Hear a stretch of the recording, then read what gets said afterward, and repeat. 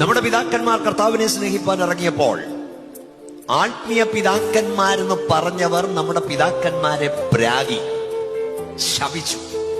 അവര് പറഞ്ഞു, നിനക്കൊന്നും ഗുണം വരാൻ പോകുന്നില്ല, നിന്റെ ഒന്നും പിള്ളേരെ കെട്ടിക്കില്ല, നിന്റെ ഒന്നും ശവം അടക്കില്ല, നീയൊക്കെ പോകുന്ന പോലെ തിരികെ വരും. പ്രാഗിയ പലരുണ്ട്. പക്ഷെ കർത്താവിന്റെ കൃപയിൽ ആശ്രയിച്ച് ഇന്ന് റാന്നി നിന്ന് ഞങ്ങൾ പറയാം, നമ്മുടെ പിള്ളേരെ കെട്ടിക്കാതിരുന്നില്ല, നമ്മുടെ അപ്പന്മാരുടെ ശവമടക്കാതിരുന്നില്ല, നമ്മളാരും അങ്ങോട്ട് പോകേണ്ടി വന്നില്ല. നീ എന്റെ വാക്കനുസരിച്ചാൽ നിന്റെ വാ എന്റെ വാ പോലെയാകും. നീ അവരുടെ പക്ഷമല്ല, അവർ നിന്റെ പക്ഷം ചേരും. നമുക്ക് അങ്ങോട്ട് പോകേണ്ടി വന്നില്ല, അവർ ഇങ്ങോട്ട് വരിക. ഈ കൺവെൻഷന് 2-ാം രാത്രിയിൽ യേശുവിന്റെ നാമത്തിൽ ഹാളിൽ വന്ന ദൈവമക്കൾ ഏകരായി വന്നവരോട് ഞാൻ പറയുക, നീ കരഞ്ഞുകൊണ്ടിരിക്കുമ്പോൾ, നീ പ്രാർത്ഥിച്ചുകൊണ്ടിരിക്കുമ്പോൾ നീ അങ്ങോട്ട് പോകേണ്ടി വരില്ല.